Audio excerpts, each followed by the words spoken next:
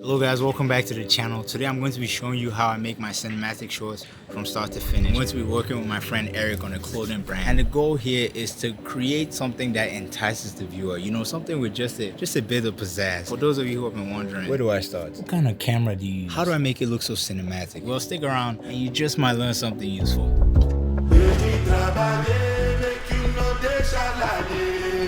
I don't want nobody to give my matter care. For this life I want to be celebrated. Sorry, I wasted time, man. I had an accident on the road. You had an accident? Yeah. What happened? Someone hit me at the back. Someone hit you at the back? Yeah. Dang. Yeah, so that's what wasted time. This is Eric, energetic, enthusiastic, and a businessman at heart. The truth about Eric is he's way more adept at taking risks than I am. And he already knows what it's like to succeed in a market like this. He had a brand called Rose from Africa. They did a ton of sales on a bunch of college campuses. So I discovered something. This company I use, right? It makes screen printing like transfer. So you kind of won't tell the difference between screen printing and vinyl. But the thing is that because I'm ordering 50 of them, that's 100 shirts. So my cost of production reduced so much. I was thinking, when people just see the brand, right? What's the first thing that is going to come to their mind? My thing is that I don't want to make it too complicated, right? Since in the beginning stages, right? I want to like push out the brand and what the brand is all about. The first step to making a cinematic short film is to research your genre. Where are you going to post the video? What's the video about? How have other people tackled that idea? And why is yours any different? In my research, I found that a lot of people are in love with process videos.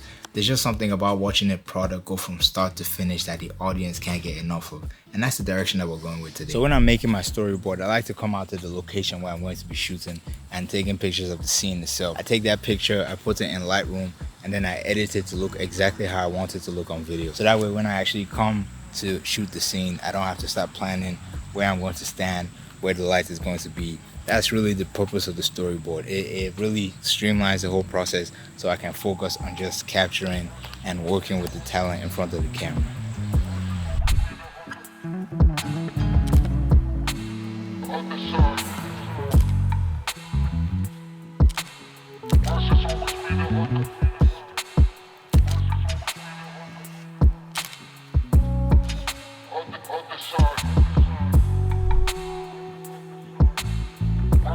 Just to make sure we're on the same page, a storyboard is a sequential graphic representation of your narrative.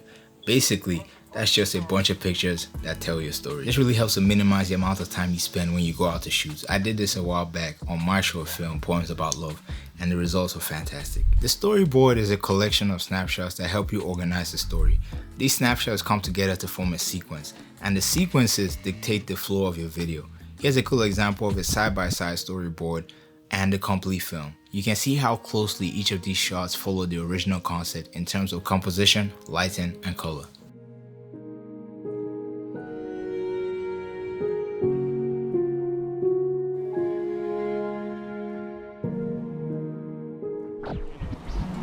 If you have a good message, you know, that's what that matters, you know.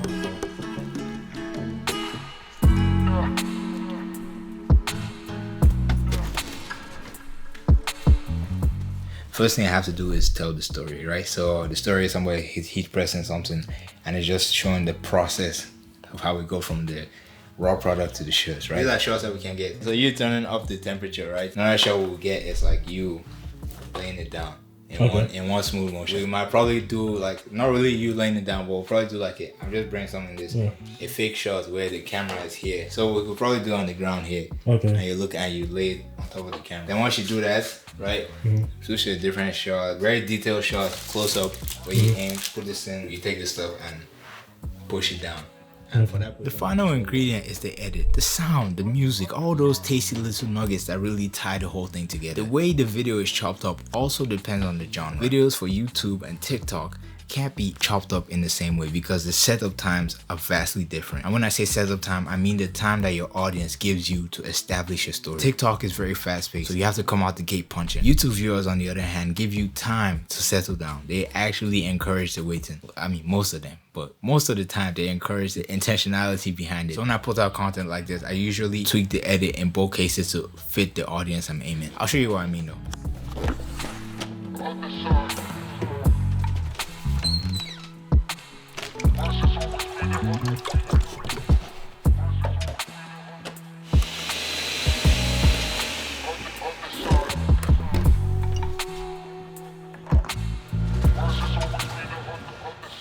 have shot this scene so many times I actually almost finished my drink. The reason I paused the video here is to go ahead and actually to do one simple task for me, and that's it. Go ahead and like the video if you actually found this helpful. Secondly, I ran into a subscriber in real life. His name is Dexter. Dexter has been liking and commenting on every video I posted since the pandemic. I'm talking like 2020 coronavirus, first video I ever made. I found out that Dexter is Eric. I can't make this up, and this was not planned in any way whatsoever. Dexter is Eric. He let me know when we were actually shooting the video. You know I'm Dexter, right? Huh? You know I'm Dexter. Who's Dexter? The guy that used to comment on your stuff. Oh, that's you? That's me. Oh my goodness.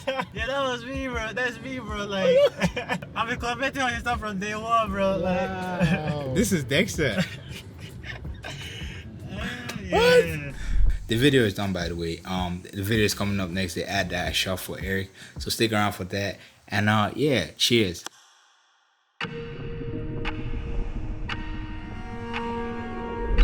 Human beings are the only creatures that need pleasure. To feel comfort, we must protect our nose, teeth, wing, brain.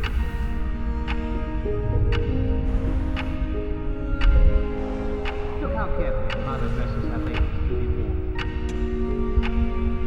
Many people make their own clothes at home, but it does take a long time. Unlike animals, you and I have only feelings and very little hair on our bodies. So we wear clothes most of the time.